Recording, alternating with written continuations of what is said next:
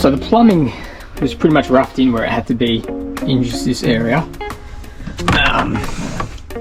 Would have come out here, which will feed the shower hot and cold. Dad came in when I was working and he said, not that it looks crap, but it could definitely look better. He said, you've gone through all this effort now with absolutely everything. Why not do this last little bit as well? And while it doesn't look bad, it could definitely be a lot more compact, probably to the side or something.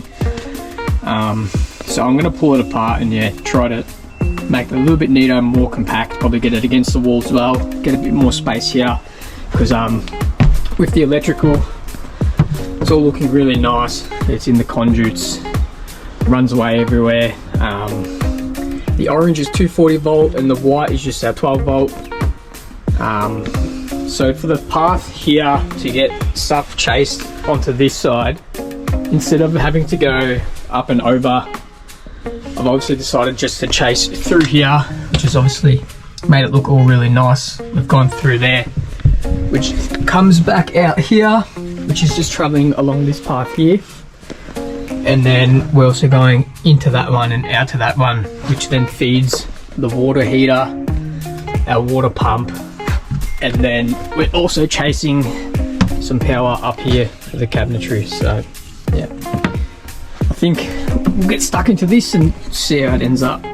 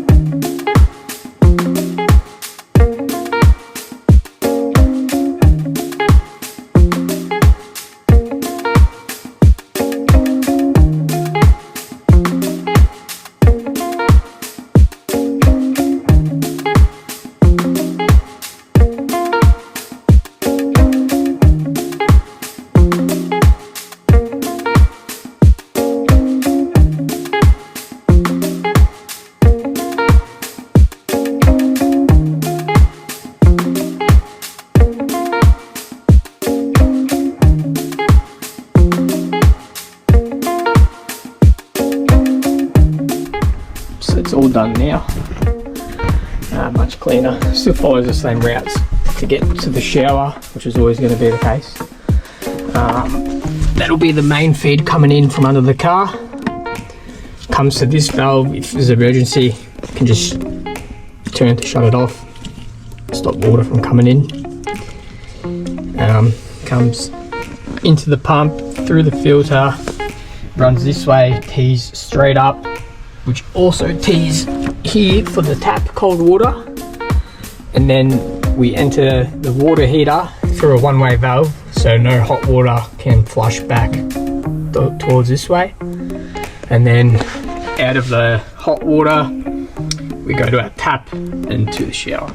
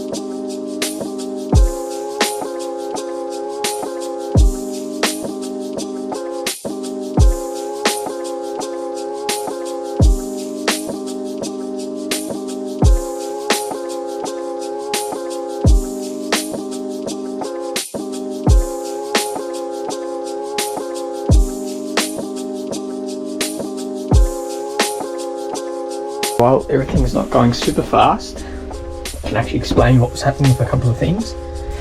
So, paper tape everywhere, continuous joins, so it seals it all up nicely. Did the poly today, which I like to get 1 coat of waterproof actually down first before I do poly, and then 2 coats over the top, even for penetrations. So the corners are still a bit wet, so I waited a little bit before I put my 2nd coat down, which I'm about to do now. And then just the last bits of paper tape that there's not enough room for me to work in, so I couldn't get it done in the one sitting because it was just, yeah, no room for me to work in such a small space, and obviously a normal bathroom. But yeah, get these last little bits on now, and then a couple more coats, and it'll be fully ready. So, 2nd coat all done.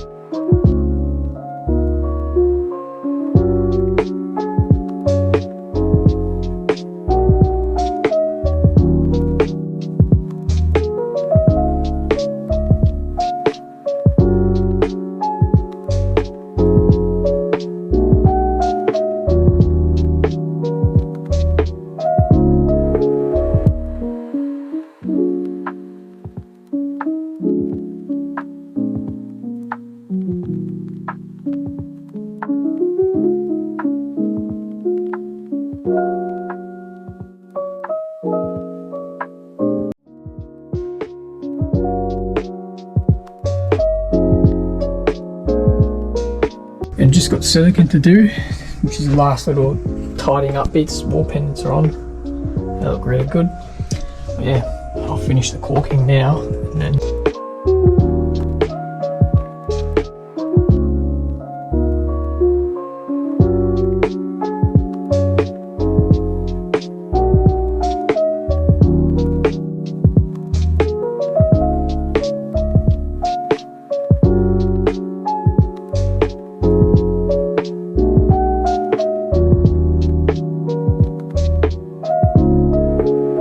these 3mm Resiplex, just in straight black, to really finish off the kickers.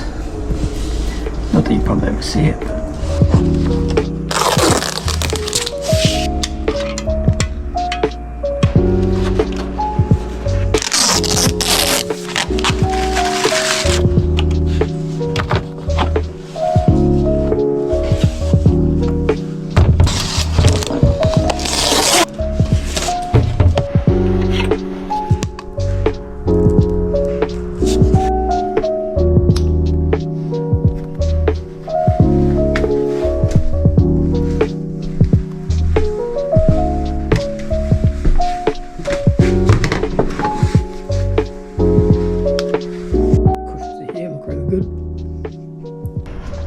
just basically have this little corner left, which I've left till last.